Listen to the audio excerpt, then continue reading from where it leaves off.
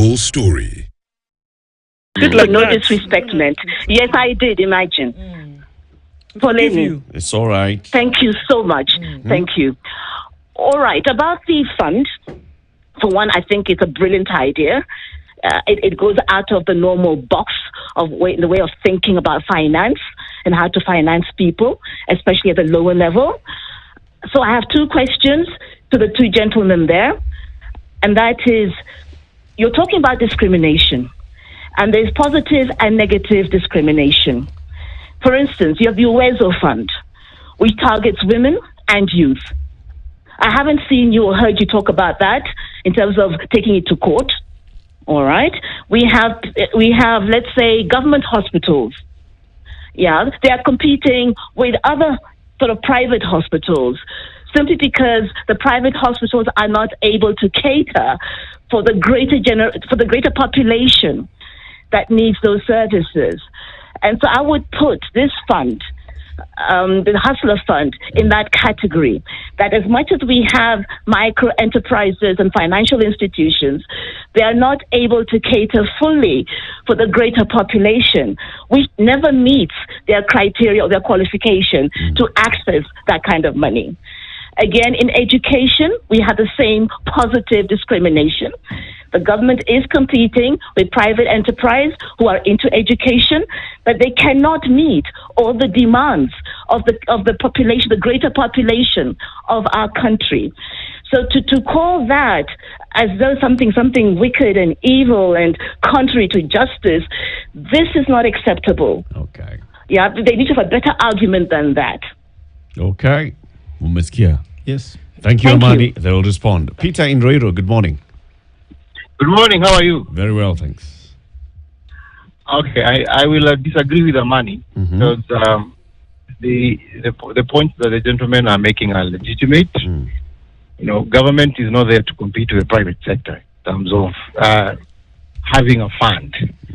Even in advanced countries, if you want to help the electorate, you normally use other channels to be able to channel government money, so that it has some steps of accountability to it. My views about the Hustler Fund is that it's a good idea, but the implementation is wrong, and it actually smacks of probably nefarious activities, money laundering, and all manner of ills that could be peddled through it. It is important to distinguish between the other funds that have been there because they had the necessary structures that are accountable. Even the old funds like the AFC and other funds that used to be there in the 70s and the 60s, the settlement fund, for instance, you know, that settled former Momo fighters. It was all done through a system that was accountable and had really been created. So I support what they're doing, and I think it is important that we get things right first before we implement. Thank you. Thank you, Peter. Zachary in Kakamega. Good morning, everyone. Good morning. Good morning. Yes, Kakamega is fine. I had an observation for other four of them to make. I feel this Hustler Financial Inclusion Fund was a political decision which was hurriedly implemented due to some pressure from somewhere we don't know. And then number two, about the petition that they're going to present, they can as well observe that in those regulations, we are not being told who the accounting officer for those funds is. So in addition to it not having a board, a secretariat, that is a board that is gazetted, we still don't know who the accounting officer is. Then I feel when the fund is to be implemented, there should be a criteria of determining that the people who receive it are actually benefited. There are people like, I have a limit of 3,000. I don't do any business. So I don't know what 3,000 can do, can start a business, what business it can start. And then finally, I was just thinking aloud. Now that the government wants me to send pay bill for drought, if I take this 3,000 and send there, will I still pay? Have a good day. Zachary, thank you. Gerald, Gerald, where are you? You're in America. Yes, sir, Mr. Good morning, everyone. Good morning. Professor Gerald Oliet is me. I know you remember me from back in Yala. Yes, Jerry. But, yes, sir, that's me. Yes. This is your guy now. He's Yeah. in the States. Yes. Where are you in America, Gerald? I'm in Maryland. You're right. Yeah. So tell us, what are your thoughts on my what the contribution gentleman has to said? it? Oh, my thoughts are, I mean, if I could send an escort to drag them to the court immediately, I would, because honestly, the Hustler Fund is something that looks good from far, but is far from good, because in my opinion, when you look at the source of the funds, how they're coming, how they're being distributed, and one thing that I'm not sure I had if the lawyer mentioned or professor mentioned about the tax that's involved with this, if there is any, because for me as a businessman, I don't see how money would come out for free, especially from the government, who is most income generation comes from tax, to give out money of whatever amount for whatever specific period, for whatever specific business they're going to do, it coming back obviously without enough interest for it to regain back. And just like has been said, I mean, if you're going to give me a limit of 3,000, and I'm trying to run a business as an SME, what are we doing, and how are we assuring that this is being done right, and the refundable part of it? Because my thought on this is unfortunately doomed to fail, but the taxpayer, the honest taxpayer, is the one who's going to come back and start paying it back, not the one who's going to spend the money the wrong way. Points made. Thank you, Gerald. Evans in Nairobi, good morning. Good morning to you. How are you? Very well. Okay. I have three things with respect to this fund. First, this fund, it is a political thing. That is why you see there are a lot of issues around it. Because all the fund, if you look at the ways of fund, the youth fund, they have got structures. The regulations are presented to public participation and taken through parliament. The MPs approve those regulations, and therefore anchored on structure. The Hustler Fund does not have similar structure. Where the regulations, where were they passed? These are critical questions. Were they to parliament for parliamentary approval? I have seen people quoting the Public Finance Management Act that gives the minister, the cabinet secretary for treasury, the authority to appropriate funds, and they are doing it. They are reading that law very skewedly to fit into their political agenda. So the tragedy is the government is trying to compete with banks by providing a financial commodity that should be managed by banks. The way it is structured today, actually, it is like they are running it like a bank, which should not be the case. So the whole thing is, it is a pyramid scheme that will crumble because it is not structurally viable. Where is the secretariat? Where is the board? We see that the savings are coming up, running into millions of shillings. How are these savings being managed? Who is managing the savings? If you want to pull out and access your savings, how do you get your savings? So we must ask ourselves very, very serious question about the word, about the management of this fund. It is illegal because it has got no structure. And I agree with the advocate, the lawyer there. Any serious court will do what will nullify this. Look at what the Supreme Court said about any legislation that talks about financial management. It has to go to the Senate. Did Parliament take this bill, the regulation, to the Senate for concurrence? So we must stop beating around the bush. The truth is, it is a political fund that is created to hoodwink ordinary citizens. It is going to collapse unless we address the legal structure. Thank you, Evans. So much. Asante. Let's respond to those ones so far. I think on the issue of calling it discriminatory, that is not what we are taking to court. We're just trying to see, there must be the moral of the thing. If you look at the objective there, it doesn't look like there should be something like trying to see, but the issue of trying to make the structure exclude certain people of a certain faith, I don't think there's any fund that has ever done that. you should leave it open there. And by the very structure and the police around it, it actually does do that. And of course, Uwezo Fund was set up for that very deliberate thing. Even we see banks even setting up a fund that can be borrowed only by women. So that's allowed. Youth also the same. So we have all this already. Which is this one to do? All hustlers, there are a way on which is being executed where some hustlers cannot access it. Like some people certain faith. So I see some bit of discrimination there. There's the second thing, these ones I agree with them. For example, the issues of, they have just confirmed what we have stated. And now even the concern that we are raised by Wakili here that maybe there's no money, even do rest it. They are looking for a way actually to create that money by cheating people. We have set up the 50 billion. So we're asking from where? Revenue allocations, the budget controller, let them tell us it moved from where to where. And that's where we are raising a concern that this should be something that is not really right. The most important thing is that it is set up by design to fail, set to fail. And this is deliberate. And of course, there could be avenues of washing money also. Because if we don't know where this money is coming from, some dirty money can come through that fund and then being lent out to Kenya, and somebody can clean their money. So we are seeing avenues on which anything can go wrong. Anything can happen. And if you go to Murphy's Law, if anything can happen, it will.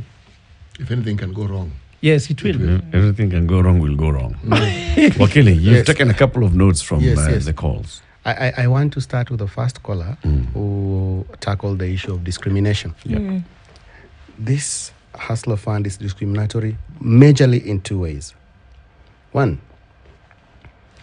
Kenya, we've enjoyed a lot of peace. Probably since the time I was born, the only time I saw some instability in Kenya was in 2007, 2008, post-election. So we really have not tested what instability of a nation feels. But if you read widely, class war has been the major source of instability around the world. Even in what are developed countries today. Yes. If you look at the whole feudal system. Around the world. Yeah.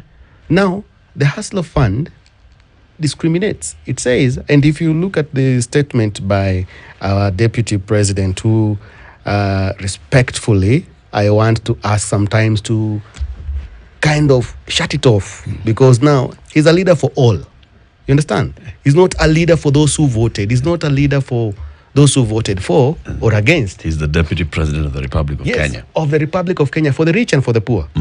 Now, look at it like this. You're giving someone 500 shillings to go start. You can only start a solo business, maybe of smokies, because even during the launching, they talked of smokies and the rest. What is the aim? The aim is to give people loans and have them pay. If someone can take $1 million, let them take $1 million and pay it back. In fact, we are more safer with formal institutions that have been registered than people taking loans via phones.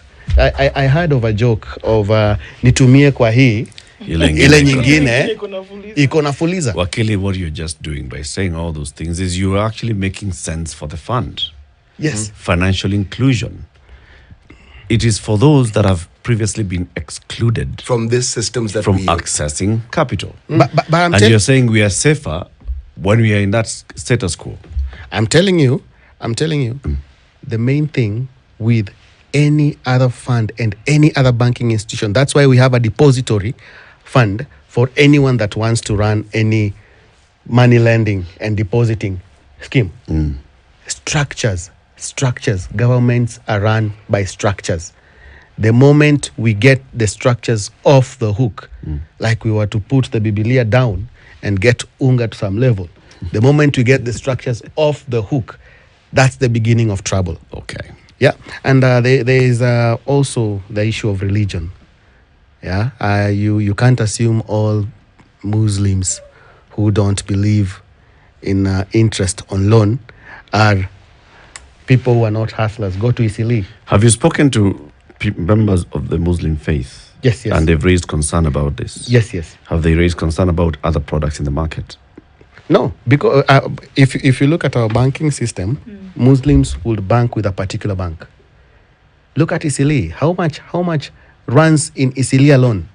If the Hustler Fund was to work and it be expounded to everyone, provided you can pay, because the real issue here is, can you pay? If you can pay, discrimination can be done on basis of payment. If you can. Okay. Muslims in this country do not exclusively bank with Sharia compliant products. Majority.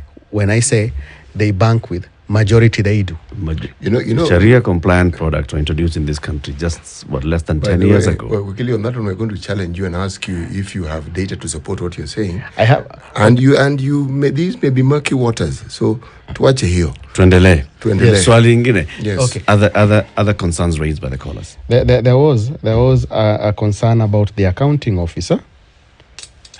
It doesn't have. I think I raised that. Yes. There was also a concern about whether you can opt out. We've not been told how you can opt out. Plus another question we are asking, do you have a say on whether or not you want to save? And in fact, Because you might want... You might want just the loan. You might want the minus loan, but you're not interested in the Yes, saving bit. you're not even you want the interested in pension. You want the cow minus the tail. Yes. On that point, also, hide. on that point also, there is something I think is not really legal, but it is something in good faith that exploiting people's lack of knowledge. Remember that Brexit took place because majority of the voters who voted don't have a passport, so they didn't see the need of having EU. They were having jobs that did not require a degree, so they didn't see the need of EU. That statistics are And there. they didn't even need to leave their country. Yes, so why, if you are telling someone to vote against common passport in East African community, someone who can travel from my village in Ugenya to Nairobi, what bother do they have to do with going to Kampala or going to DRC Congo? So the way that Hustler Fund has been done, it can manipulate people who don't know, because you enter and you don't know how to get out. And they don't know that for you went to school, Eric, and you are taught about entry strategy and exit strategy. So if you enter this, it's a marriage. This is a marriage. Because only marriage, there is no exit clause. So do you want to be a hustler forever? Or we want to move people from hustler and then they graduate into some other thing?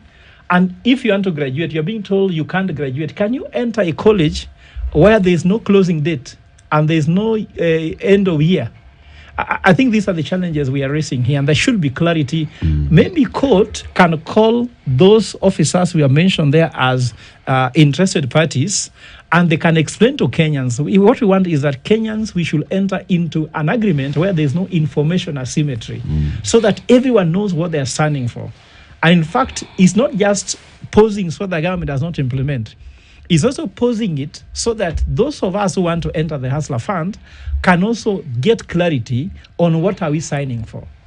So it's all about creating awareness for everybody. It's also about knowing what is involved. Okay. Yes. Gentlemen, thank you very much for joining us this morning. You've heard the voice of the people. As you go to court, bear that in mind, and let's see what happens in court. All the best. Shortly by noon, I think we should be knowing what the judge wants to say. Okay. We are hoping. By noon today. Yes. You're going to the Milimani law courts. Yes. We are going right now. Don't think we're Kenyans. I'm Fred Ogola.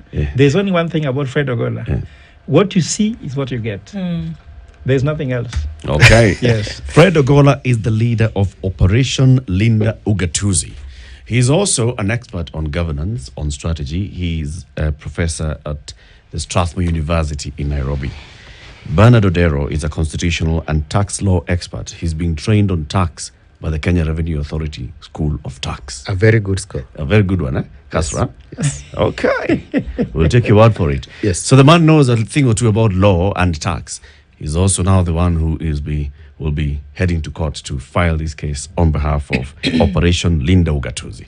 Gentlemen, asanteni sana. Thank you very much. As you go away, please, whatever money you can take some Hustler Fund, buy a